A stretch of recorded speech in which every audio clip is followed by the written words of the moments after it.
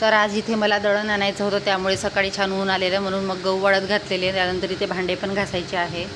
त्यानंतर कपडे धुवून घेतले, भांडे घासले. नंतर इथे बघू शकता छान असं पक्ष्यांचं घरटं तयार करत आहे. त्यानंतर इकडे रूम आवरून घेतलेली, झाडून घेतलं, पुसून घेतलं, भांडे पण घासलेले, भांडे लावायचे आहे.